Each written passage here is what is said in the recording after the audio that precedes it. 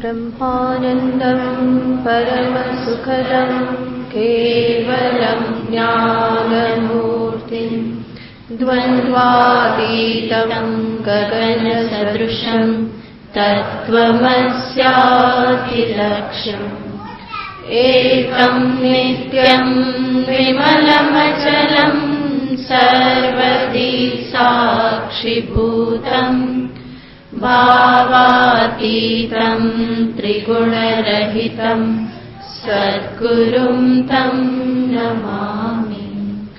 ॐ पार्थाय प्रतिबोधितां भगवता नारायणेन स्वयं व्यासेन ग्रथितां पुराणमुनिना मध्ये महाभारतम्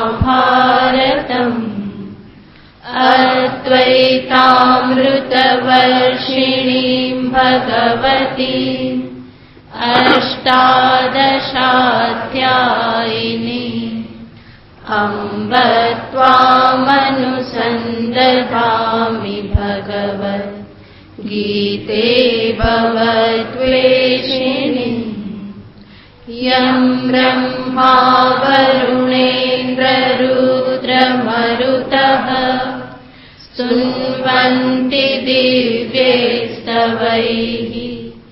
वेदैः साङ्गपदक्रमोपनिषदैः गायन्ति यं सामगाः ध्यानावस्थिततद्गतेन मनसा पश्यन्ति यं योगिनः यस्यान्तं न विदुःसुरासुरगणा देवाय तस्मै नमः यस्यान्तं न विदुःसुरासुरगणा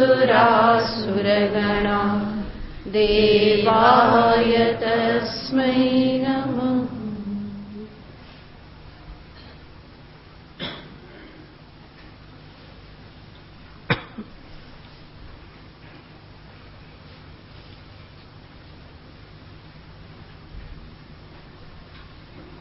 सप्तमो श्लोक। श्री भगवानुवाच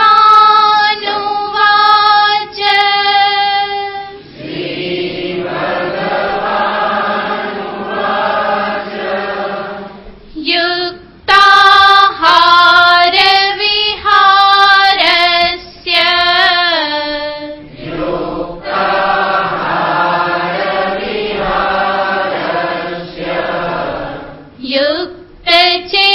युक्तचेष्टस्य कर्मसु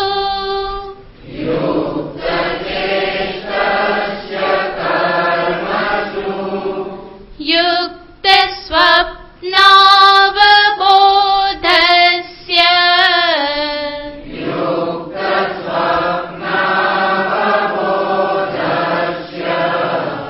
योगो भवति दुःखः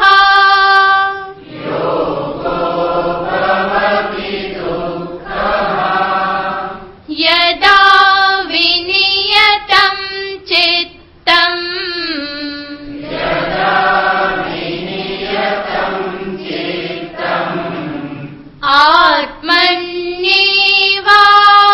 आत्मन्येवावतिष्ठते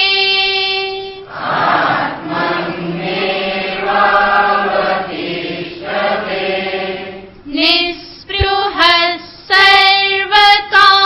सर्वकामेभ्यो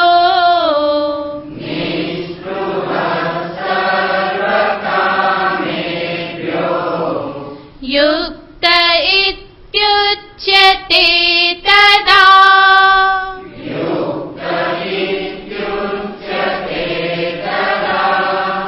यथा दीपो निवातस्थो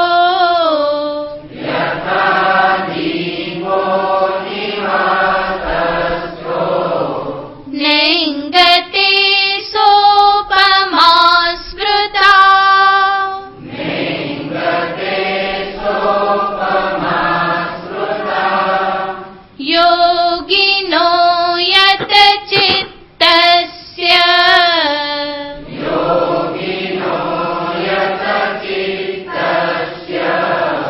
युञ्जतो योगमात्मनः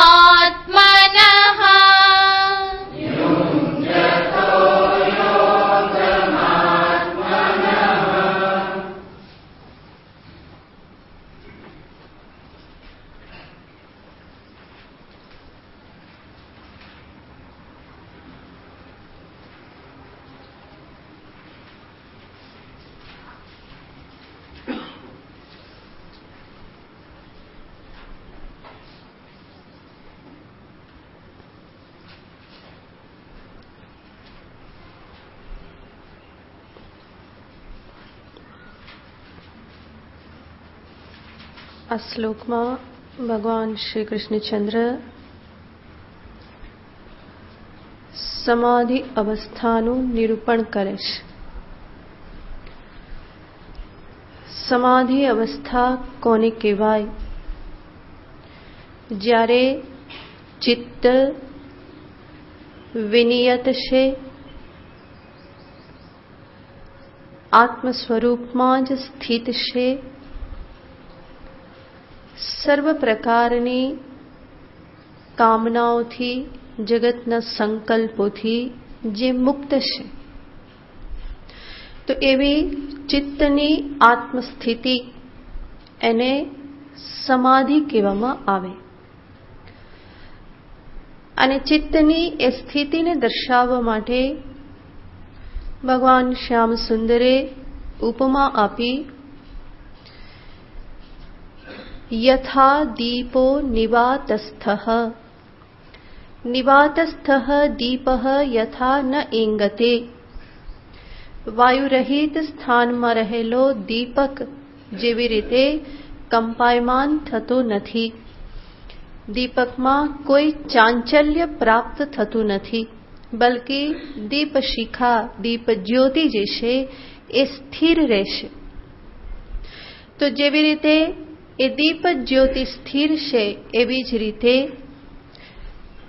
ચિત્ત જ્યોતિ પણ આત્મામાં સ્થિર થઈ રહે.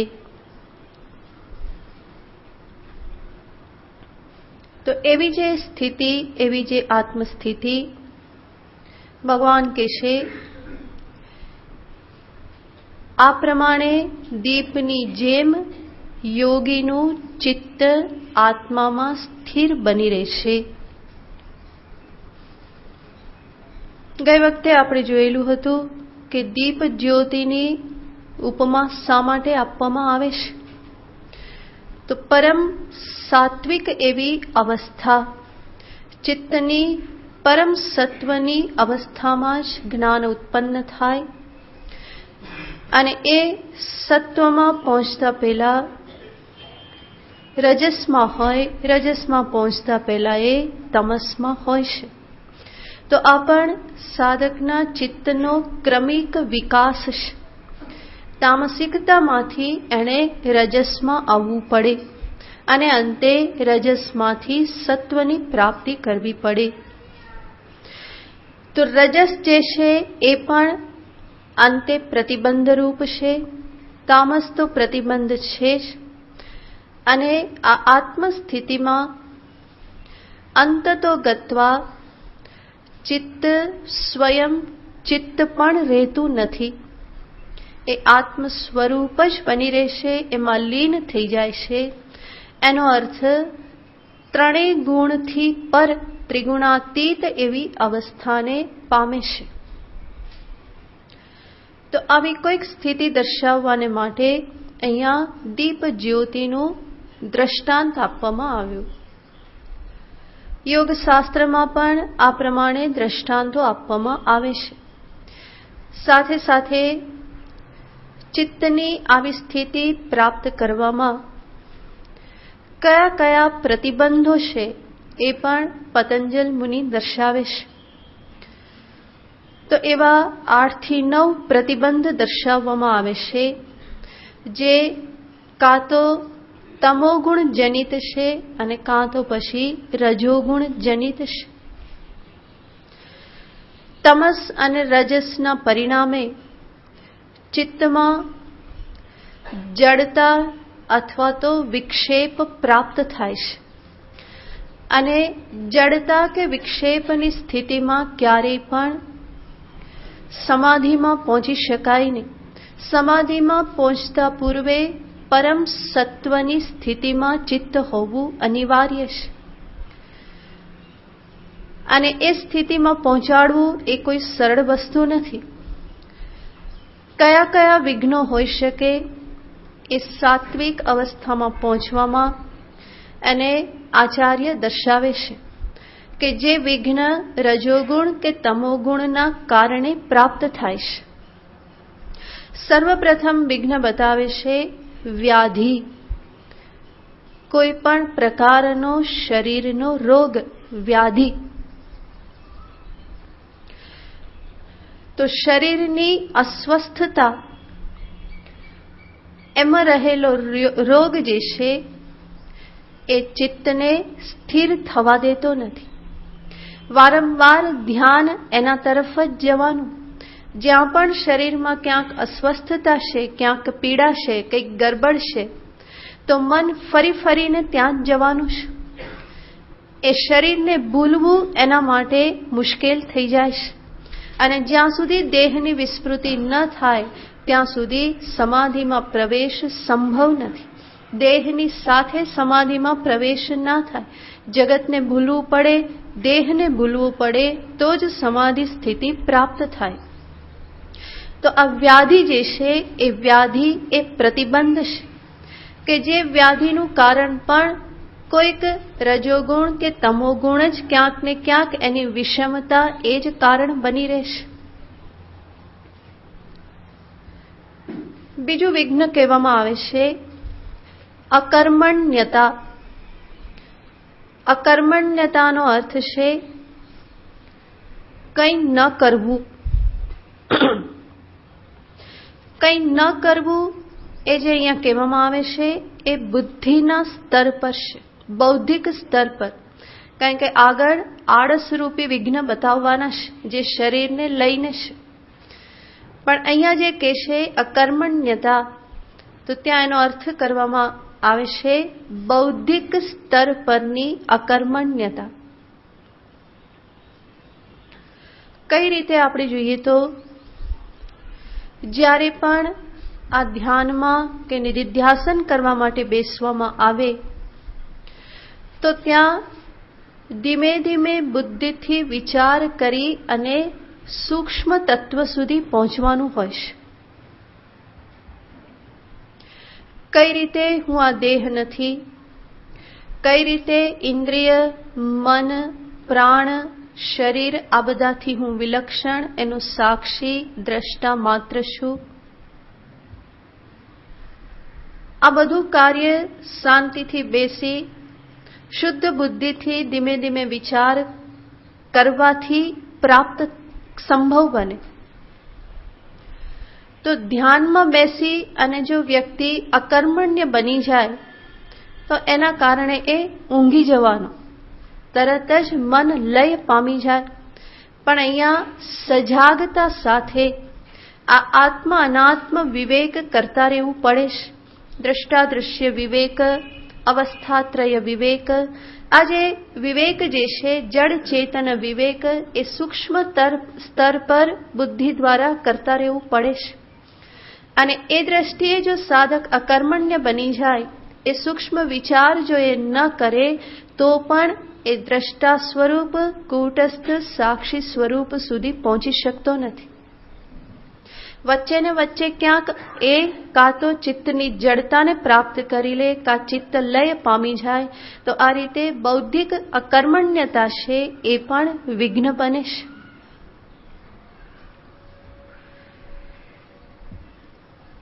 ઘણા સાધકોના જીવનમાં આ પ્રમાણે થતું જ હોય છે.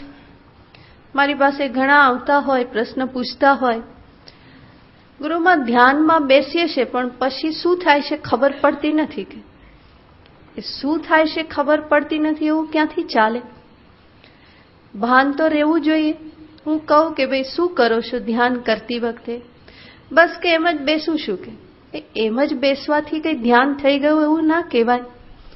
એમ તો કોઈ પણ જે આળસુ મનુષ્ય છે એ બેઠો રહેશે. પાગલ છે એ પણ ઘણી વખત બેઠો રહેશે. તો એમનેમ બેઠા રહેવાથી ધ્યાન થઈ જતું નથી. હું કહું કે ભાઈ કેવી રીતે ચિંતન કરો છો, ધ્યાન કરતા કરતા ક્યાં પહોંચો છો, તો કે બસ પછી કંઈ રહેતું નથી. એનો અર્થ કોઈ સ્પષ્ટતા નથી.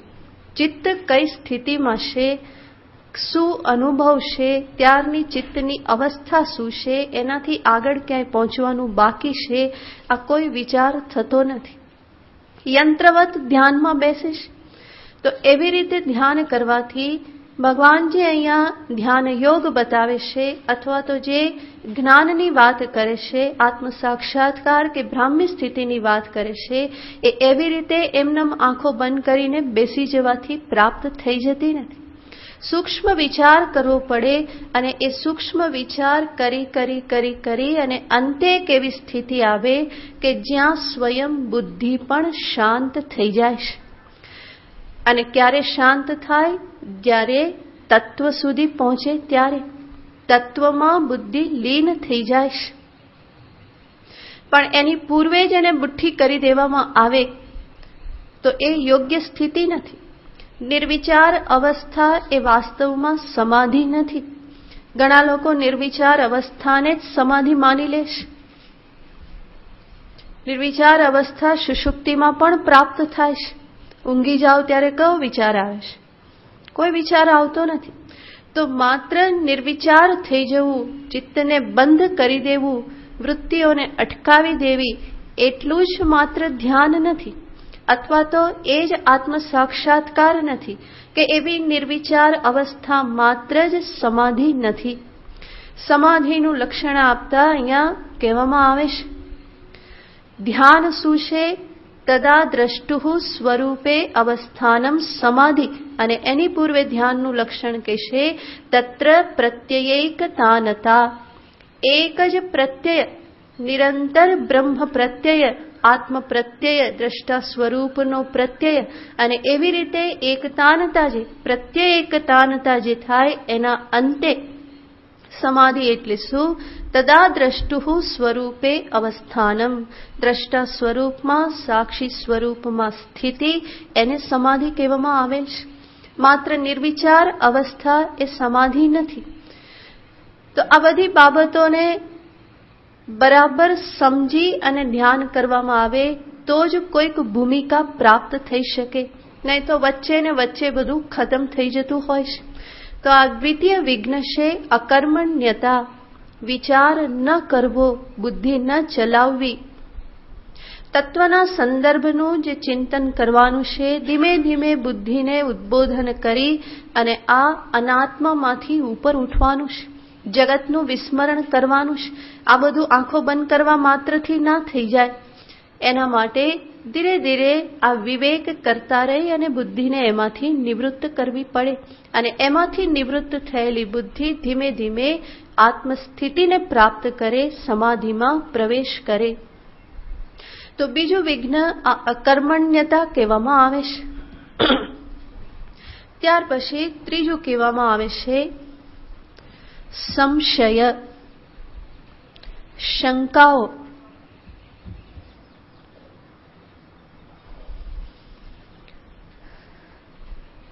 તો અનેક પ્રકારના સંશયો, ધ્યેયના સંદર્ભના સંશયો, પોતાની સાધનાના સંદર્ભના સંશયો, હું સિદ્ધિને પ્રાપ્ત કરીશ કે નહીં એવા પ્રકારનો સંશય, મને ક્યારેય સમાધિ લાગશે કે નહીં, હું તો એનો અધિકારી નથી, આવા પ્રકારના વિચારો જે છે એ પણ ધ્યાનમાં પ્રવેશ કરવા દેતા નથી.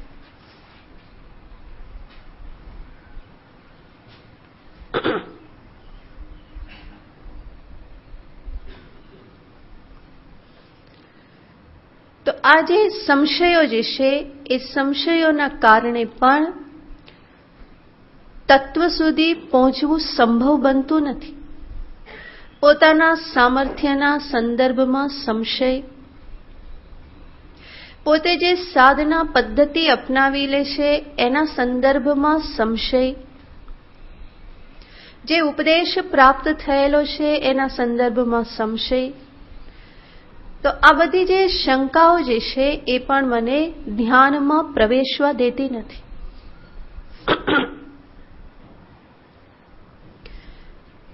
એનાથી આગળનું વિઘ્ન છે પ્રમાદ.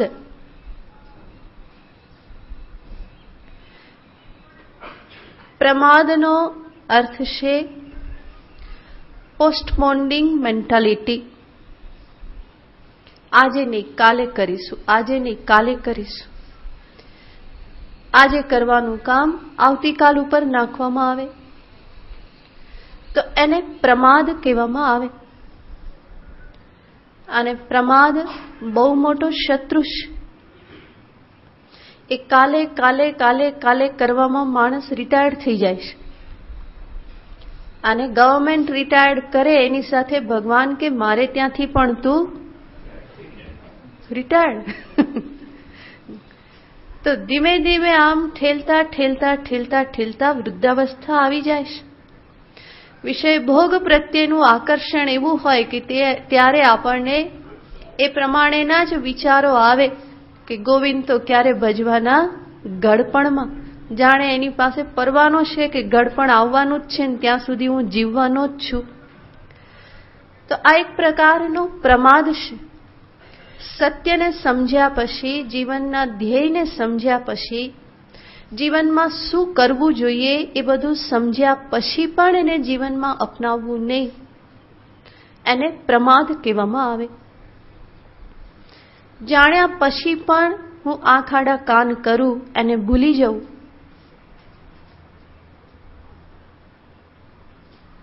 અને કદાચ ભૂલ્યા પણ ન હોઈએ, યાદ હોવા છતાં પણ એમાં પ્રવૃત્તિ ના થાય. કલ્યાણ શેમાં રહેલું છે, એના માટેનું સાધન શું છે, આ બધું સમજ્યા પછી પણ એમાં પ્રવૃત્તિ થતી નથી. જેમ ઘણા બધા ઘણું બધું પ્લાનિંગ કરતા હોય પણ એ પ્લાનિંગ માત્ર પેપર ઉપર જ રહે અને નહીં તો વિચારમાં જ રહે, એનો અમલ થઈ શકતો નથી. એટલે ઘણા બધા મારી પાસે આવે કે સત્સંગમાં આવું છે, હા કે એ આવું છે કેટલા વર્ષોથી કે છે પણ હજુ સુધી આવી શક્યા નથી. અને જ્યારે આવે ત્યારે કે અત્યારે તો તબિયત બરાબર નથી, સારું થાય પછી આવીશ. ફરી પાછા જ્યારે આવે ત્યારે કે અત્યારે તો આવું કંઈક ચાલે છે, આટલું પતે પછી તો મારે જરૂર આવવું છે. એટલે હું પણ કહું કે બહુ સારું, જરૂર આવજો. બીજું શું કહું? કારણ કે ખબર છે 15 વખત આવી ગયેલા છે ને કઈ ગયેલા છે, તો 16મી વખત કેવાથી એ આવશે એની કોઈ ગેરંટી થોડી છે. અને દિવસો તો વ્યતીત થઈ જ જાય છે. એક વખત છૂટે તો મહિનો 2 મહિના નીકળતા કોઈ વાર લાગતી નથી. તમે તમારા જીવનમાં અનુભવ કર્યો જ હશે. થોડો સમય સત્સંગ છૂટી ગયો તો પછી શું સ્ટાર્ટિંગ પ્રોબ્લેમ, ફરી શરૂ કરવાની તકલીફ થાય. અને પછી થાય કે હવે ક્યાં ઉતાવળ છે, ગુરુમાં તો બોલે જ છે ને સોમ ગુરુ શુક્ર, એમાં ક્યાં ફેર પડે કે સોમવારે નહીં તો ક્યારે સાંભળીશું, શુક્રવારથી શરૂ કરીશું. શુક્રવારે નહીં જવાયું તો પાછો સોમવાર તો આવવાનો જ છે. તો આ રીતની કોઈને કોઈ પ્રકારની ઢીલાશ, કોઈને કોઈ પ્રકારનો પ્રમાદ. અનુષ્ઠાન કરવું છે, ધ્યાન કરવું છે, ઘણા મનમાં સંકલ્પ આવતા હોય પણ ફરી ફરીને મન શું કરે, હમણાં તો અનુકૂળતા નથી, આટલા કામ પતાવી દઉં ને પછી કરું, આટલું પતી જાય પછી કરું, વહેલા ઉઠવાનું શરૂ કરવું છે પણ ક્યારથી, આટલા કામ પતી જાય ને અઠવાડિયું થાય પછી જ વહેલા ઉઠાશે. અનેક વખત આ પ્રમાણે વિચારે, ખ્યાલ આવે, સવારનો સમય છે, સદુપયોગ કરીએ, ઉઠીને પૂજા કરીએ, જપ કરીએ, ધ્યાન કરીએ, ભગવાનની સાથે તન્મયતા થવાનો પ્રયત્ન કરીએ, તન્મય થવાનો. આ બધું જાણીએ છીએ. એમાં આનંદ આવે છે, ખુશી છે, એમાં શાંતિ છે, એ પણ જાણીએ છીએ. અને છતાં પણ અઠવાડિયામાં કેટલા ખાડા પડી જાય છે. 1 દિવસ થયું, 2 દિવસ ના થયા, ફરી કંઈક થયું, ફરી ના થયું, ને ક્યારેક મહિનાભર છૂટી ગયું. અને મહિનાભર છૂટ્યા પછી ફરી શરૂ કરતા કરતા કરતા કરતા બીજો મહિનો પણ નીકળી જાય. તો આ બધું સતત થયા કરે છે. અને આને જ પ્રમાદ કહેવામાં આવે છે. આપણને ઉપરથી એવું લાગે કે હું તો બહુ સજાગ ને બહુ એક્ટિવ, પરંતુ શાસ્ત્ર કહેશે કે આ બાબતમાં તો તું કેવો છે, પ્રમાદીશ. ફરી ફરીને એને પાછળ જ ઠેલતો જાય. આજે નહીં કાલે, આજે નહીં કાલે, આજે નહીં કાલે. અહીંયા જઈ આવું, આટલું પતાવી દઉં, આટલા લગ્નમાં જઈ આવું, પછી કરું. કારણ કે લગ્નની સિઝન ને ક્યાંક ને ક્યાંક જવાનું છે. પેલા વ્યવહારમાં જવાનું છે, ત્યાં જવાનું છે, પેલું પતાવવાનું છે. આટલું પતે પછી શરૂ કરીએ, આટલું પતે પછી શરૂ કરીએ. તો આ સતત થયા કરે છે, સતત છૂટતું જાય છે. અહીંયા સત્સંગમાં પણ આપણે જોઈએ ને, ક્યારેક બધું ફૂલ ભરાઈ જાય, કેવું પડે ભાઈ આગળ આવો, અને ક્યારેક અડધું જ હોય. કેમ? કારણ કે વારંવાર ક્યાંક લપસી જવાય, આળસ થઈ જાય. એક દિવસ ના ગયા તો શું, કઈ વાંધો નહીં, પેલા આ મહત્વનું છે એ પૂરું કરી લો, આ તો ચાલ્યા કરે છે. તો બીજા બધા કામ પૂરા કરવામાં અહીંયા બધું પૂરું થઈ જતું હોય છે. સંભવ છે કે જે દિવસે તમે ન આવ્યા એ દિવસે કંઈક એવી વાત થઈ હતી કે જે તમને જગાડી દેત, પણ એ અવસરને તમે ચૂકી ગયા, એવું સંભવ છે. ક્યારે કઈ વાત મને જગાડી દે, અંદરથી મને ઉઠાડી દે, કઈ ખબર નથી. કયો શબ્દ મને અંદર ચૂભી જાય, કોને ખબર છે. પણ એ જ દિવસે મેં ગાબડું પાડી દીધું, પરિણામે અવસરને ચૂકી ગયા. તો આ વારંવાર આવું થતું રહેશે, અને થોડા થોડામાં સાધક સંતુષ્ટ થઈ જાય છે, પરિણામે આ બધાને પાછળ ઠેલતો જાય છે. તો એનું જ નામ પ્રમાદ છે. અને ધ્યાનની બાબતમાં તો આવો પ્રમાદ બહુ મોટો શત્રુ છે. સ્વાભાવિક જ છે કે મનને તો આમ તેમ ભાગવું જ ગમે છે. ધ્યાન કરવું એનો અર્થ શું, એને પકડી રાખવું. અને એટલે એ કામ શરૂ કરતા પહેલા મન બહુ ધમપછાડા કરે છે, કારણ કે એને ખબર છે કે અહીંયા તો મારી ચોટી પકડાવાની છે. એટલા માટે પહેલેથી ધમપછાડા કરે અને કે હજુ આટલા કામ બાકી છે, આટલું પૂરું કરો, આટલું પૂરું કરો. કારણ કે એક વખત શરૂ કર્યા પછી ચાલવું જોઈએ, ગાબડું પડવું નહીં જોઈએ. આ પાછું કોણ કે? આપણું મન જ કે. અને એવો ઉપદેશ આપી આપી અને આપણું અઠવાડિયું 15 દિવસ ફરી પાછા કાઢી નાખે. તો મનની સામે આ પ્રકારની જે મનની વૃત્તિ છે એની સામે બહુ સજાગ રહેવું પડે. ક્યાંકથી ને ક્યાંકથી બાનું એને મળી જ જતું હોય છે આ બધાને ટાળવા માટે. તો આ રીતે પ્રમાદ એ બહુ મોટો શત્રુ છે. એનાથી આગળ કહેવામાં આવે છે આળસ. આલસ્ય એ શરીરના સ્તર પરની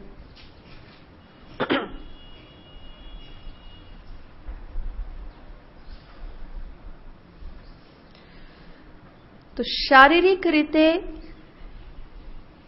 આળસ થયા કરે છે. સવારે ઉઠવામાં હંમેશા તકલીફ થાય. ઉઠવાનું હોય ત્યારે શરીરનું વજન જાણે બહુ વધી ગયું એવું લાગે, ઉઠતું જ નથી. જે હલકાપણું અનુભવાવું જોઈએ, જે સ્ફૂર્તિ, જે ઉત્સાહ અનુભવાવો જોઈએ એ અનુભવાય નહીં. અને પરિણામે અડધો કલાક કલાક વધારે ખેંચી લેવાય, અને વધારે ખેંચી લેવાય તો એ દિવસની સાધના પૂરી થઈ ગઈ. કારણ કે અનુકૂળતા તો સવાર પૂરતી જ હતી, પછી તો બીજા બધા વ્યવહાર કામ બધા નિભાવવાના જ છે. તો મનને બહુ સરસ બાનું મળી જાય. હવે તો અડધો કલાક મોડો થઈ ગયો ને, હવે અડધો કલાકમાં શું બેસવાનું, ચાલ આટલું કરી નાખું. તો જે કરવાનું છે એના બદલે એ બીજું કરવામાં, કંઈક ને કંઈક કાર્ય કરવામાં પ્રવૃત્ત થઈ જાય. તો શારીરિક આળસ જે છે એ પણ આ યોગ સાધનામાં, ધ્યાન સાધનામાં એ પ્રતિબંધ છે. માટે જ કહેવામાં આવે કે શરીર સ્ફૂર્તિલું રહે એવા પ્રકારે દિનચર્યા ગોઠવવી જોઈએ. ભોજન પણ એવા પ્રકારે લેવું જોઈએ. યુક્તાહાર વિહારસ્ય, એટલે જ ભગવાને આગળ કહેલું છે.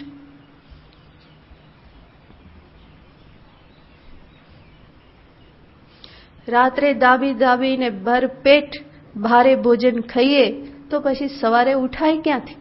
સવારે મન ફ્રેશ કેવી રીતે રહે? કોઈને કોઈ રીતે શારીરિક રીતે આળસ આવી જ જાય. પરિણામે જે પણ કલાકમાં મળતો હોય એ એમાં ને એમાં પૂરો થઈ જાય.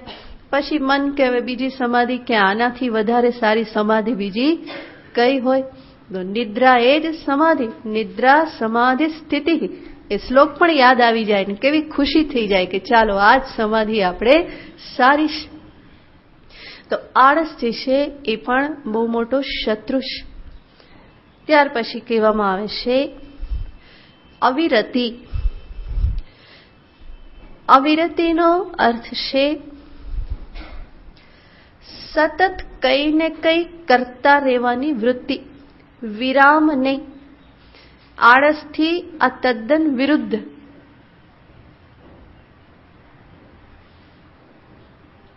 તો ઘણા માણસો એવા હોય કે જે બેઠા હોય તો એને ઊભા કરતા નાકે દમ આવી જાય, અને ઘણા એવા હોય કે જે એટલા ભાગતા હોય કે એને રોકવામાં નાકે દમ આવી જાય.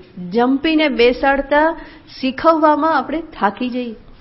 તો આ બંને વિરુદ્ધ, બંને છેડા છે, એમાં યુક્તત્વ નથી.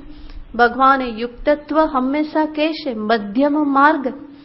તો અવિરતિનો અર્થ છે એ ક્યારેય પણ જંપે નહીં, કંઈ ને કંઈ કરતા રહેવું, કંઈ ને કંઈ કરતા રહેવું. શારીરિક રીતે, માનસિક રીતે સતત વ્યસ્ત રહેવાની આદત. એમનેમ ખાલી બેસતા આવડે જ નહીં. કંઈ ને કંઈ મનુષ્ય કરતો રહેશે. એવું બહુ ઓછું જોવામાં આવે કે મનુષ્ય એમનેમ બેઠેલો હોય, ખાલી બેઠો હોય. ન એ કંઈ સાંભળતો હોય, ન વાંચતો હોય, ન બીજું કંઈ કરતો હોય, ન બીજા સાથે વાતો કરતો હોય, પણ ચૂપચાપ શાંતિથી બેઠો હોય એવું બહુ ઓછું જોવા મળે. કંઈ ને કંઈ એને હંમેશા જોઈએ છે, કંઈ ને કંઈ આલંબન. તો મનને પણ કંઈ ને કંઈ હંમેશા જોઈતું જ હોય છે. એને ખબર છે કે શાંતિથી બેસવામાં આપણું મૃત્યુ છે. મારે જીવતા રહેવું હોય તો શું કરતા રહેવું પડે? સતત ભાગતા રહેવું પડે, કંઈક ને કંઈક. તો મન તો ચંચળ ઓલરેડી છે જ, અને એ ચંચળ મનને તમે વધારે ને વધારે પ્રવૃત્તિ આપતા જાઓ તો એનું ચાંચલ્ય વધવાનું છે. મહાપુરુષો કહેશે કે આ કેવી સ્થિતિ હોય છે? મર્કટસ્ય સુરાપાનમ. એક તો વાંદરો, અને વાંદરાને દારૂ પીવડાવો, શરાબ પીવડાવો તો શું સ્થિતિ થાય? તો મન પણ મરકટ જેવું છે. ઓલરેડી એ ચંચલ છે, અને ફરી ઉપરથી એને કંઈક ને કંઈક આપતા જાઓ કરવા માટે તો એ વધારે ને વધારે ચંચળ બનવાનું છે. એવી આદત પાડવી જોઈએ, એવો અભ્યાસ કરવો જોઈએ કે હું કંઈ પણ કર્યા વગર 5 મિનિટ તો બેસું. ભલે લાંબો સમય નહીં, શરૂઆતમાં 5 મિનિટનો સંકલ્પ લઈને બેસો કે આ 5 મિનિટ હું કંઈ નહીં કરું.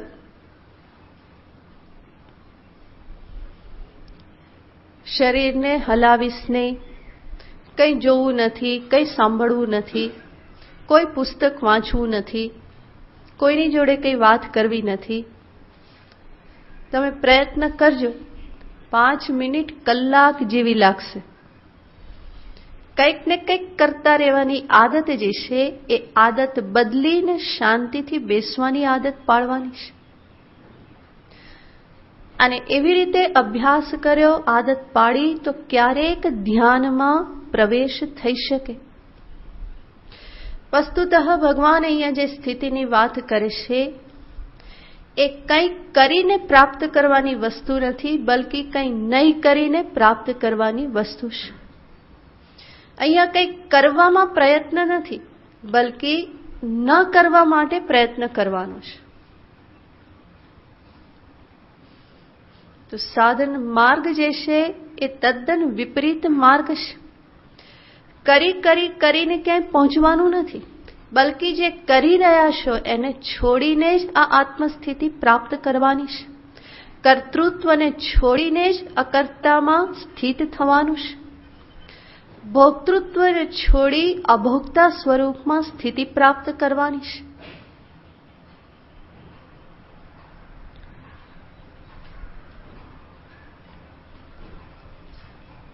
પણ વૃત્તિ હંમેશા કંઈ ને કંઈક કરી લેવાની જ રહેશે. બાહ્ય વ્યવહારો તો થતા જ રહેશે, એમાં પણ સંકોચ કરવો પડે. જેટલું ટાળી શકાય એટલું હું ટાળું. ધીમે ધીમે બાહ્ય વ્યવહારોનો સંકોચ, અને એનાથી આગળ જતા જે પણ કાર્યકરણ સંઘાતના સ્તર પર જે થઈ રહ્યું છે એમાં પણ ધીમે ધીમે સંકોચ. તો એક સાધક તરીકે આ અભ્યાસ પણ કરવો જોઈએ. નહીં તો સાધકને પણ આદત પડી જતી હોય કંઈ ને કંઈ કરતા જ રહેવું.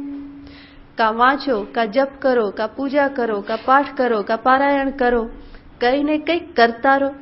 જરૂર એ બધું કરવાનું છે, એ દરેકનું જીવનમાં સ્થાન છે, પણ સાથે સાથે મનને આવી આદત પણ પાડવી જોઈએ શાંતિથી બેસવાની.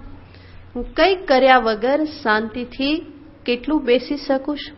5 મિનિટથી શરૂઆત કરો અને એ શાંતિથી બેસવાનો અભ્યાસ ધીમે ધીમે મને ધ્યાનમાં સહાયભૂત થાય. એનાથી વિપરીત સતત કંઈક કરતા રહેવું, અવિરતિ જે છે એ ધ્યાનમાં પ્રતિબંધ રૂપ છે.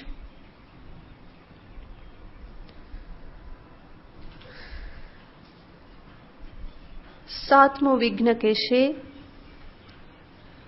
ભ્રાંતિ. અનેક પ્રકારની ભ્રાંતિઓ, ભ્રમણાઓ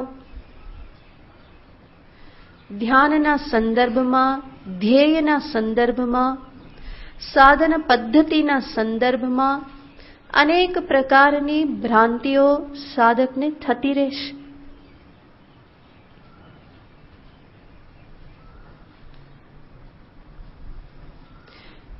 ધ્યાન કરનારાઓને પૂછવામાં આવે ધ્યાન એટલે શું, તો એને ખબર હોતી નથી. ધ્યાનની પ્રક્રિયા શું પૂછીએ તો એ ખબર હોતી નથી. ધ્યાન એટલે શું માની લેવામાં આવે છે? ચૂપચાપ બેસો, આંખો બંધ કરીને, પલાઠી વાળીને, હાથ બાંધીને થોડા શ્વાસોશ્વાસની પ્રક્રિયા થોડી કરો અને શાંત થઈ જાઓ, નિર્વિચાર થવા માટે પ્રયત્ન કરો. આટલા માત્રને ધ્યાન માની લેવામાં આવે છે. તો ધ્યાનનું સાચું સ્વરૂપ શું? જે ધ્યાન કહેવામાં આવે છે ત્યાં કેવી રીતે પહોંચી શકાય, એના માટેની પ્રક્રિયા શું છે? ધ્યાન શા માટે કરવાનું, એનું ફળ શું? ધ્યાન કરીને હું શું મેળવી લેવા માંગુ છું? તો આ બધી બાબતોની સ્પષ્ટતા ન હોય તો એના સંદર્ભની અનેક પ્રકારની ભ્રમણાઓ મનમાં થયા કરે અને અનેક પ્રકારના ધ્યાન જ્યાંથી ત્યાંથી વાંચીને કે સાંભળીને પછી રોજ જુદા જુદા કરે. જેમ રોજ જુદું જુદું ખાવાનું જોઈએ એમ ધ્યાન પણ એને રોજ જુદી જુદી રીતે કરવા જોઈએ. એને થાય કે એકને એક પદ્ધતિ શું, આજે આમ કરું, પહેલે દિવસે આમ કરું, ત્રીજે દિવસે આમ કરું. અને આજકાલ અનેક લોકો ધ્યાન શીખવાડે છે તો બધાના અનુભવ લેવા જાય અને અંતે પછી ખીચડી થાય કે શું કરવું કંઈ ખબર પડે નહીં.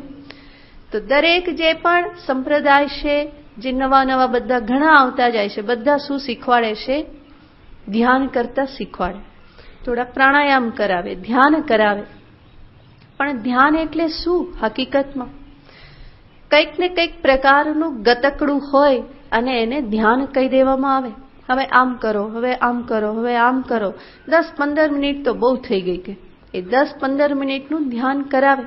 અને સ્વાભાવિક છે કે આજના માણસની જિંદગી બહુ વ્યસ્ત છે, ભાગતો રહેશે, ભાગતો રહેશે, ભાગતો રહેશે. એમાં એને કંઈક આવું 10-15 મિનિટ કરાવવામાં આવે તો એનાથી એને બહુ સારું લાગે, રિલેક્સેશન લાગે, થોડી શાંતિ અનુભવાય. પણ એ કોઈ આત્મ સાક્ષાત્કાર નથી. રિલેક્સેશન માટે બરાબર છે, એના માટે કોઈ વાંધો નથી, પણ એને જ પરમ ધ્યાન માની લેવું અને એને જ બ્રાહ્મી સ્થિતિ કે સમાધિ કે આત્મ સાક્ષાત્કાર માની લેવું એ બહુ મોટી ભ્રમણા છે. તો ધ્યાન શું છે, ધ્યાનનું લક્ષ્ય શું છે, એનું ફળ શું છે, એની પ્રક્રિયા શું છે, આ બધું જાણવું પડે. અને એ આચાર્ય ચરણ, સંત ચરણની સેવા વગર સંભવ બનતું નથી.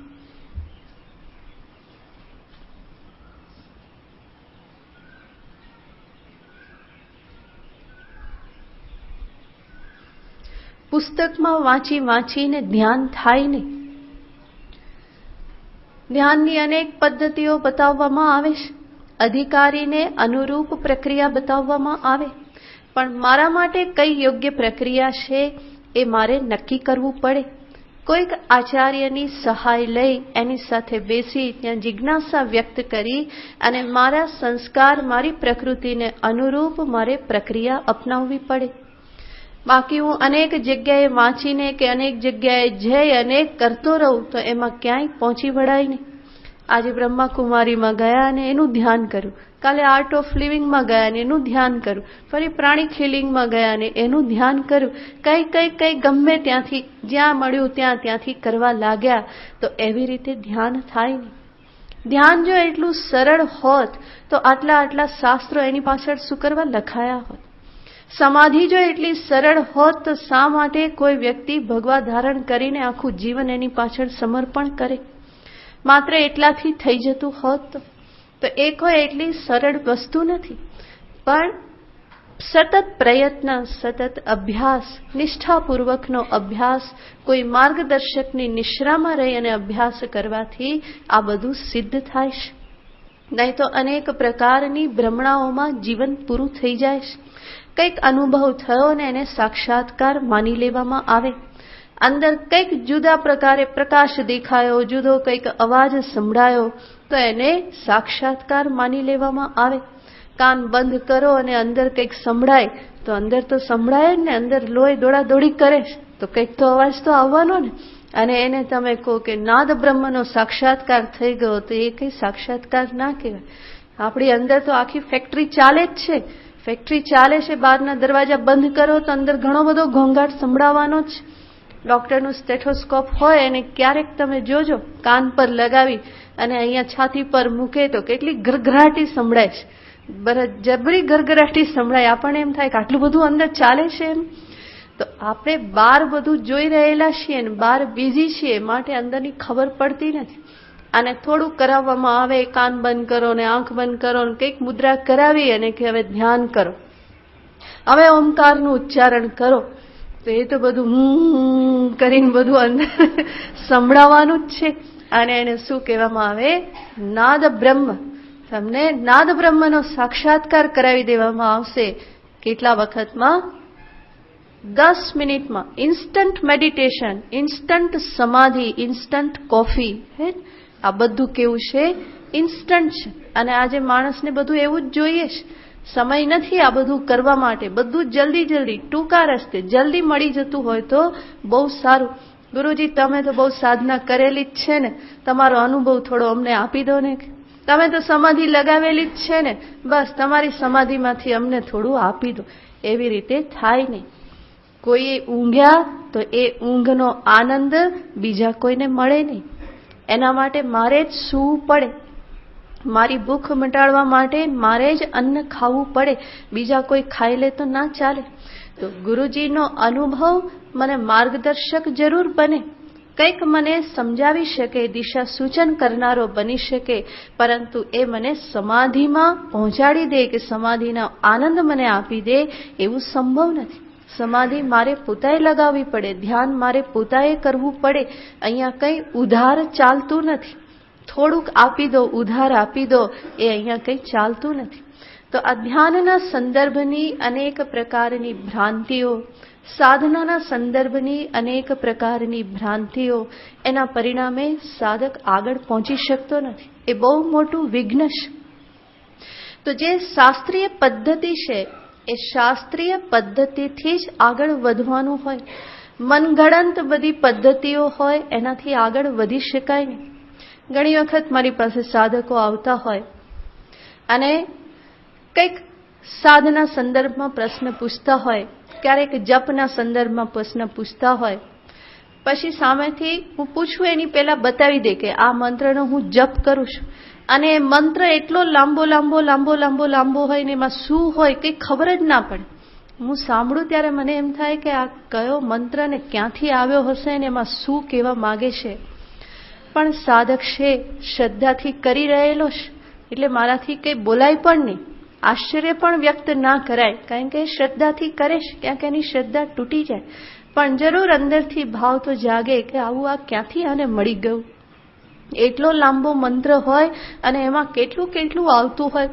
5-6 લાઈનનો લાંબો મંત્ર હોય. આવા મંત્ર શાસ્ત્રમાં ક્યાંય નથી. પણ છતાંય ક્યાંકથી કોકે આપી દીધેલો છે. શ્રદ્ધાથી કરે છે. એની શ્રદ્ધાને તોડી પણ ના શકાય, કારણ કે નહીં તો જેટલું થાય છે એટલું પણ છૂટી જાય. તો આશ્ચર્ય થાય કે આવું ક્યાંથી ને ક્યાંથી બધું ભેગું થઈ જાય છે. ધ્યાન કરો છો કેવી રીતે, ક્યારેક કોઈક બતાવે તો એમ થાય કે ખરેખર ક્યાં અટવાઈ ગયેલા છે. તો આ બધી ભ્રમણાઓ હોય છે. અનેક પ્રકારની ભ્રાંતિઓમાં મનુષ્ય અટવાઈ જતો હોય છે. સાધના પદ્ધતિ એવી વિચિત્ર હોય, લાગે કે આ કરીને ક્યાં પહોંચશે. સાધના પદ્ધતિ સત્વથી ભરેલી હોવી જોઈએ. ઘણા બધાની સાધના પદ્ધતિ સાંભળું તો લાગે કે એમાં તામસિકતા ભરેલી છે. તો એમાં આગળ ક્યાંથી વધી શકાય? તો આ ધ્યાન છે કે પછી જપ અનુષ્ઠાન આદિ છે, દેવ પૂજા છે, આ બધાના સંદર્ભમાં એટલી બધી ભ્રાંતિઓથી જો સાધક ગ્રસ્ત હોય તો એ આગળ ક્યારેય વધી શકે નહીં. તો ભ્રાંતિ જે છે એ પણ એક વિઘ્ન છે. ખાસ કરીને ભગવાન જે અહીંયા આત્મસ્થિતિ બતાવે છે ત્યાં સુધી પહોંચવામાં તો રસ્તો એકદમ ક્લિયર કટ હોવો જોઈએ. કંઈ પણ જો અંદર ગરબડ તો ત્યાં સુધી પહોંચવામાં મુશ્કેલી જ પડે. માટે કોઈક એવા આચાર્ય, કોઈક એવા ગુરુની શરણમાં લઈ અને રસ્તો શોધવાનો પ્રયત્ન કરવો જોઈએ કે જે સ્વયં એ રસ્તા ઉપર ચાલેલા છે, જે સ્વયં એ નિધિધ્યાસન, ધ્યાન આદિ જે છે એ માર્ગ ઉપર જે પોતે ચાલેલા છે, જેણે પોતાના જીવનમાં કલાકો સુધી આ પ્રમાણે અભ્યાસ કરેલા છે, દિવસોના દિવસો સુધી આ જ્ઞાનાભ્યાસ કોઈકે કરેલો છે, જે જાણે છે કે કઈ રીતે કરી શકાય, આ માર્ગમાં કયા કયા વિઘ્ન આવે, એ વિઘ્નમાંથી બહાર નીકળવાનો ઉપાય શું હોય, આ સાધના કરતી વખતે વ્યવહાર કેવો હોય, આ બધું જે જાણે છે એવા કોઈક જાણકાર પાસેથી માર્ગદર્શન લઈ અને આ સાધના કરવાની હોય. બાકી પુસ્તકમાં વાંચીને કે અહીં ત્યાં અનેક જગ્યાએ જઈ અને આ સાધના શીખી શકાતી નથી. તો શાસ્ત્રીય માર્ગે સાધના કરવાની હોય. ભગવાન અહીંયા કહેશે કે જે એ માર્ગે કરતો નથી એ આવી અનેક ભ્રાંતિઓમાં ભટકી રહેશે અને પરિણામે અંતિમ સ્થિતિ સુધી પહોંચી શકતો નથી. ભ્રાંતિ પછી આગળ કહેશે 8મું વિઘ્ન છે શાસ્ત્રીય શબ્દ છે અલબ્ધ ભૂમિકત્વ. યોગશાસ્ત્રનો શબ્દ છે અલબ્ધ ભૂમિકત્વ. એનો અર્થ થાય છે ધ્યાનાભ્યાસ કરતા રહેવા છતાં પણ જે સાધક ધ્યાનની કોઈ ભૂમિકાને પ્રાપ્ત કરતો નથી તો એ બાબત પણ એના માટે વિઘ્ન બની રહેશે. ધ્યાનાભ્યાસ, જ્ઞાનાભ્યાસ કરતા કરતા કોઈ પણ આગળની ભૂમિકાને, મનની શાંતિને એ જો અનુભવ ન કરે તો એ બાબત પણ એના માટે વિઘ્ન છે. કારણ કે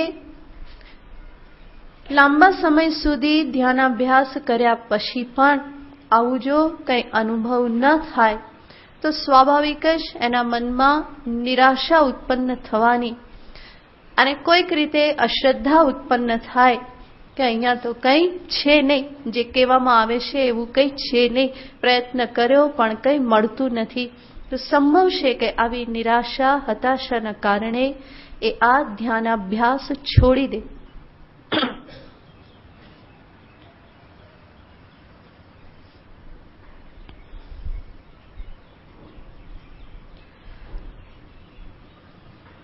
પોતાના જ અંતરના કોઈ પ્રતિબંધ, અશુદ્ધિને કારણે અથવા તો યોગ્ય પદ્ધતિનું ભાન ન હોવાના કારણે એ કરતો રહે છતાં પણ ક્યાંય પહોંચતો નથી. બાકી યોગ્ય દિશામાં પ્રયત્ન કરવામાં આવે તો જેમ ગઈ વખતે મેં કહેલું હતું એમ જરૂર કોઈને કોઈ ચમકારો પ્રાપ્ત થાય છે, કોઈને કોઈ ઝલક પ્રાપ્ત થાય છે. ઈશ્વર જરૂર સાધકો ઉપર કૃપા કરે જ. સાધક જ્યારે નિષ્ઠાથી પ્રયત્ન કરે તો જરૂર કોઈક ને કોઈક પ્રકારે પ્રભુ એને એવો કોઈક અનુભવ કરાવે કે જેના પરિણામે એ સાધન માર્ગમાં એની શ્રદ્ધા દ્રઢ થાય. કદાચ એનું અધિકારીત્વ લાયકાત ન હોય છતાં પણ ઈશ્વર એ પ્રમાણે કૃપા કરી એને કોઈક ઝલક બતાવી દે.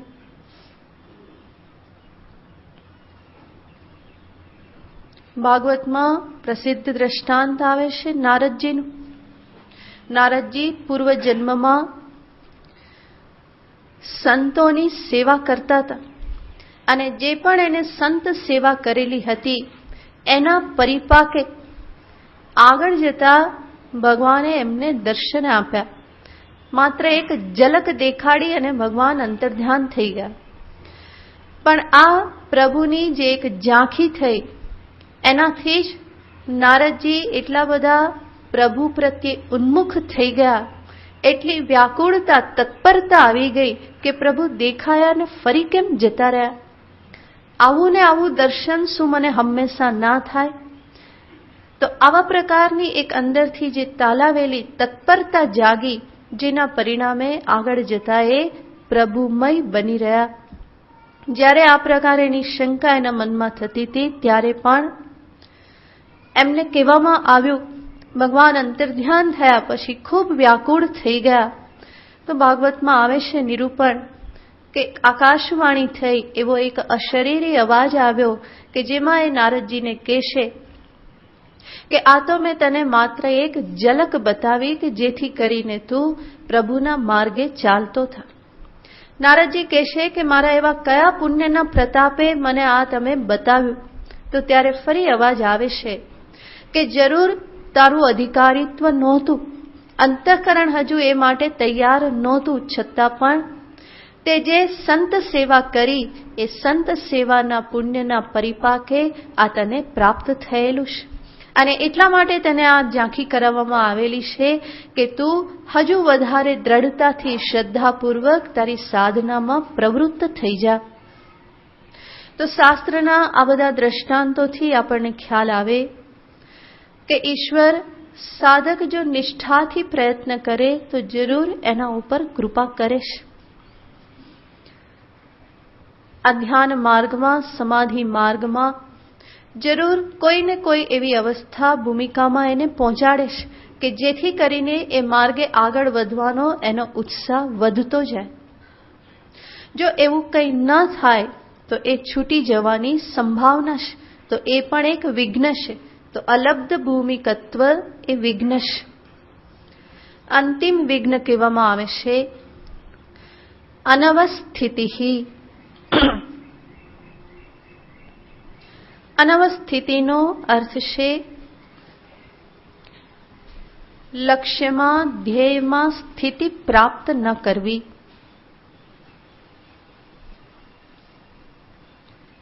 ક્ષણ બે ક્ષણ સ્થિતિ પ્રાપ્ત થયા પછી સાધકે એ સ્થિતિને વધારવા માટે પ્રયત્ન કરવાનો હોય, પણ ઘણી વખત આ ક્ષણ કે અમુક ક્ષણોની સ્થિતિથી સાધક સંતુષ્ટ થઈ જતો હોય છે અને એ સંતુષ્ટિના પરિણામે એને લાગે કે હું તો પહોંચી ગયો, હવે મારે કંઈ કરવાની જરૂર નથી અને એ છોડી અને બીજા બધા વ્યવહારોમાં એ લાગી જાય. તો આ પ્રમાણે એ જે આત્મસ્થિતિ જે પ્રાપ્ત થવી જોઈએ, જે દ્રઢતા પ્રાપ્ત થવી જોઈએ, એ થતી નથી. તો એના પરિણામે એનાથી જાણે કે વિમુખ થઈ જાય છે. અલ્પ સંતુષ્ટિના કારણે દ્રઢ સ્થિતિને પ્રાપ્ત કરતો નથી. તો આ અનવસ્થિતિત્વ જે છે એ પણ એક પ્રકારનું વિઘ્ન છે. આ બધા વિઘ્નોને સમજી અને એમાંથી મુક્ત થવા માટે સાધક જો પ્રયત્ન કરે તો ભગવાનજી અહીંયા કહેશે યથા દીપો નિવાતસ્થો નેંગતે સોપમા સ્મૃતા. જેવી રીતે દીપ જ્યોતિ નિવાત સ્થાનમાં સ્થિર હોય એવી જ આ ધ્યાન સ્થિતિમાં સાધકની ચિત્તની અવસ્થા પ્રાપ્ત થઈ શકે.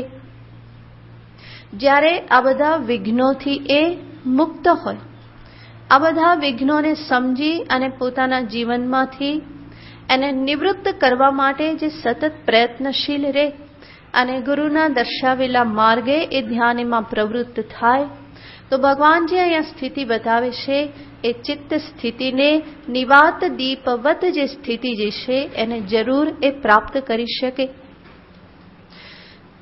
યદા વિનિયતમ ચિત્ત યથા દીપો નિવાતસ્થો નેંગતે સોપમા સ્મૃતા યત ચિત્તસ્ય યોગિનઃ યુંજતઃ આત્મનઃ યોગમ.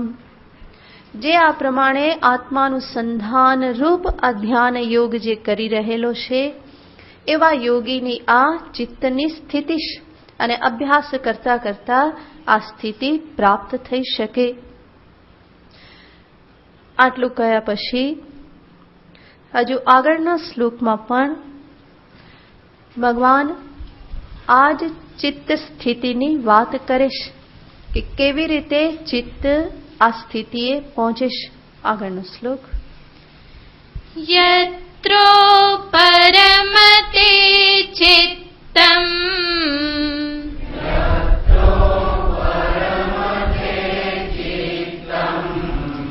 નિરુદ્ધમ યોગ સેવયા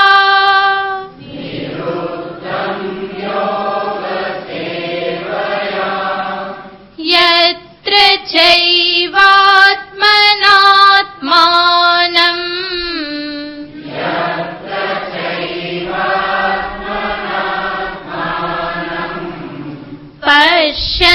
પશ્યન્નાત્મનિ તુષ્યતિ.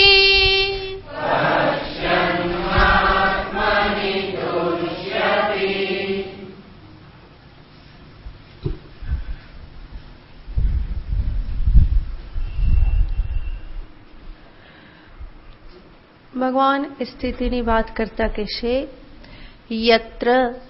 યત્ર એટલે જે સ્થિતિમાં, ધ્યાનની જે અવસ્થામાં, જે કાલે યોગ સેવયા નિરુદ્ધમ ચિત્તમ. યોગ સેવયા, યોગ સેવાથી એટલે કે યોગનું સેવન કરવાથી, યોગ સાધના કરવાથી, આ ધ્યાન યોગ રૂપી સાધનાના પરિણામે નિરુદ્ધમ ચિત્તમ, નિરુદ્ધ થયેલું, નિરોધને પામેલું ચિત્ત, યત્ર ઉપરમતે, જ્યાં ઉપરામતાને પામે છે.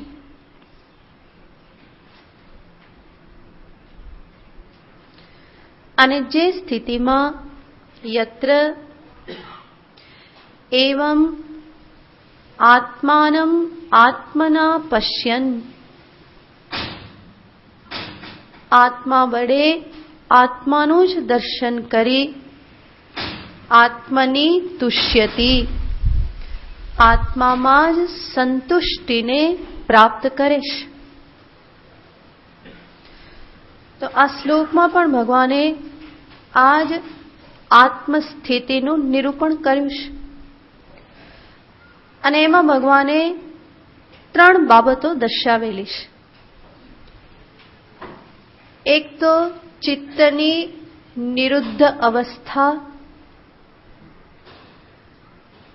બીજું ચિત્તની ઉપરામ અવસ્થા,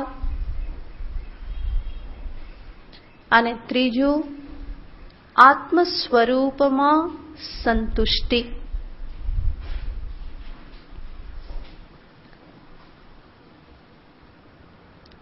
ચિત્તની 5 અવસ્થા દર્શાવવામાં આવે છે. એ 5 અવસ્થા છે. સર્વપ્રથમ છે મૂઢ, બીજું છે ક્ષિપ્ત,